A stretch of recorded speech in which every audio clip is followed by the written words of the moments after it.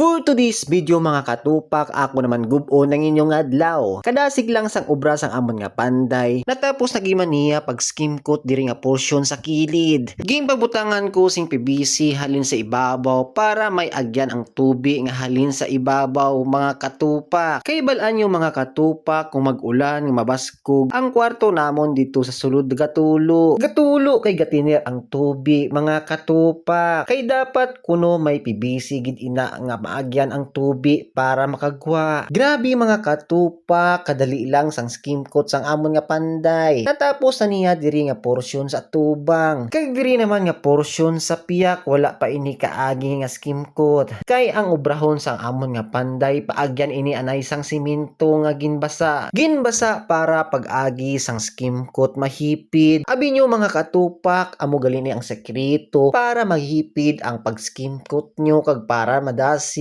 Gintimplahan na ini sing masiminto nga mabasa kag paghidan bago paghidan sang skim coat mga katupak. O diba may idea na kamo? May naghambal sa akon nga no need na kuno pintahan kay ang skim coat okay naman kay dumanami naman lang taon. Mas manami kung pintahan pagid ini mga katupak kay makita mo gid ang korte kag ang color sang inyo nga balay kung napintahan na ini. Grabe mga katupak ang ginobra sang amon nga panday. Nagkuha sang balde nga duha ka bilog nga may tubi kag ginpinsa na butangan sang skim coat kag ginhalo ini mga katupak para ang isa may reserba. Parehas ang kilala ko nga may reserba. Oy, sino na abi?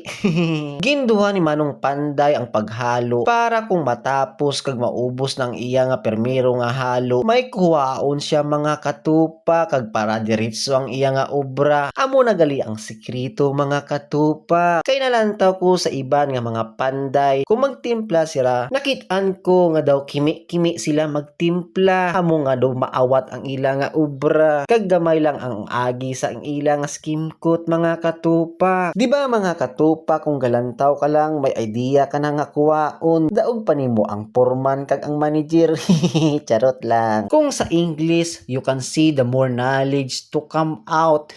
Gagwa naman ang English ko nga kinamatis. Gani mga katupak, diri naman astang akon nga video. Kag please follow my Facebook page and paki-share mga katupak.